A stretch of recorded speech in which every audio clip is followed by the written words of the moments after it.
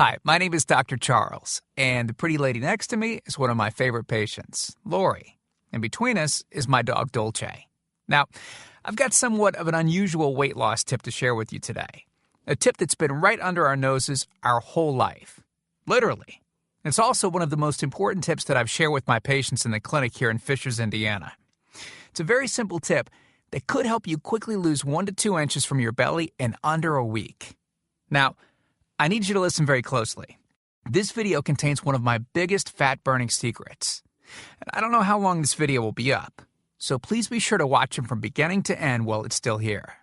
Okay, so you're probably thinking to yourself, listen, I've tried every diet known to man. I've given it my all, and it just keeps coming back. Well, let me stop you right there. This is not some magical weight loss pill. It has nothing to do with that crazy acai berry garbage or any special weight loss drops or any of the other incredibly scammy weight loss gimmicks that we see all over the internet these days. In fact, these tips date all the way back to the 1950s and help explain why the majority of all Americans are now considered obese. And no, it might not be because we eat too many bad foods. I'll show you how you should be able to eat some bad foods and still lose weight. Hey, believe it or not, it's not your fault. But before I get into the specifics, let me quickly tell you a little bit about myself. First of all, I'm a board-certified chiropractic physician, certified wellness practitioner, certified advanced nutritionist, speaker, author, have helped thousands worldwide. One more thing, before we go any further, let me tell you about someone that I'm extremely proud of, a patient of mine named Lori. Now, she was your typical working mom with 3 children to take care of. Yes, I said 3. Lori was my guinea pig at the beginning and helped me create this program. Now, she comes from a very poor line of genetics, obesity, diabetes, heart disease, etc. So I thought if this program worked for her, it might be able to help anyone. This one specific tip that I'm about to share with you helped Lori lose 2 inches from her belly, lose 8 pounds in only 9 days, lose 2 inches from each thigh, lose 3/4 of an inch from each arm, drop 3 dress sizes. At the age of 30, she now wears a smaller dress than she did in high school. I know you're probably skeptical, and I don't blame you. I mean, it sounds like something so dramatic that it must be torn from one of those supermarket tabloids, right? But it isn't. Lori ultimately lost a whopping 90 pounds of fat and dropped 16 dress sizes. 16! Lori went from this, 210 pounds, which, by the way, is the weight that she couldn't get rid of after her last pregnancy, to this, 120 pounds. And she achieved all of this without counting calories, without starving herself, without killing herself at the gym, all while still eating all the foods that she likes, like raspberry cheesecake ice cream, which she absolutely refused to give up. Her friends are jealous, and acquaintances can't believe that she's ever even been pregnant. Listen, when it comes to weight loss, unfortunately, women get the short end of the stick. It's definitely harder for women to lose weight. In fact, women have been hardwired to not lose weight. And no matter how cheesy what I'm about to tell you sounds, it all makes perfect sense if we stop and think about it. Let me explain. It all stems back to the hunter-gatherer days of our ancestors. Men weren't built for fat storage at all. Men were built to be lean and fast to hunt food.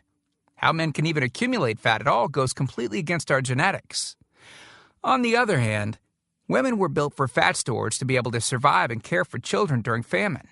Their essential minimal fat stores are many times higher than men. Women were built to accumulate as much fat as possible and to not lose those accumulations for childbirth, milk production, and child rearing. Now, unfortunately, we've been built to survive, not to look good. Women have a couple of major fat-storing roadblocks that hold them back. First of all, women's fat cells are bigger and have more fat-storing enzymes in them. Men's fat cells have more fat-burning enzymes and are much smaller. Women honestly do have a lot more working against them, which is why the steps I'll be outlining in this presentation work so well. Second, estrogen multiplies fat-storing enzymes, making them gain weight around their butt and thighs like it's an Olympic event. Darn those childbirth genetics. Third, crash dieting. It puts our bodies instantly into starvation mode, reducing fat-burning enzymes by up to 50%. Our bodies literally freak out. So, not only do we tend to lose muscle mass when crash dieting, but our fat-burning enzymes can decrease. Yikes! This should help you understand why it's harder for gals to lose weight. So, is it actually possible to overcome these silly genetics? Well, I've got some great news. You can, and I'm about to share with you one simple tip that can instantly boost your fat loss. Guaranteed. Knowing what I'm about to share with you will make you realize why the popular, well-known, so-called diet programs simply don't work long-term. Mega-rich weight loss companies make money off of people like you and I by selling us stuff that leads to, at best, temporary results. But here's the thing. We don't need them in their expensive weight loss gimmicks to lose weight. What I'm about to share with you is key to actually being able to eat some bad foods and still burn fat. Okay. Let me give you a tiny anatomy lesson, and it's probably something you've never heard about. I may get a little bit technical for a second, but stick with me because I promise you, by the end of this presentation, we want you to understand how to lose the weight you want and keep it off for good. This unusual tip is about your liver. Now, the main role of the liver is to break down toxic substances and produce bile, which breaks down fats in the small intestines. Bile is critical for the transport of fats through the body. Liver dysfunction can result in difficulties eliminating cholesterol, which is a type of fat. For those of us that consume large amounts of cholesterol, which is very common in American diets, liver dysfunction can be a very significant factor in weight gain. Now, if the liver does not regulate fat metabolism efficiently, weight gain tends to occur around the belly area, and a protuberant abdomen, also known as a potbelly, will develop. Another sign of an unhealthy liver can be a roll of fat under the upper abdomen. If the liver filter is not functioning correctly, it can't remove the small fat globules, chylomicrons, that circulate in the bloodstream. These extra chylomicrons can build up in other organs and in fatty deposits under the skin, which can lead to cellulite, which tends to be found in your butt, thighs, arms, and belly.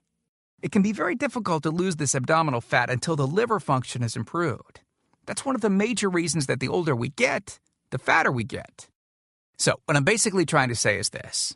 When your liver is clogged up with junk, it will be difficult to lose weight, no matter how much dieting and exercise you do.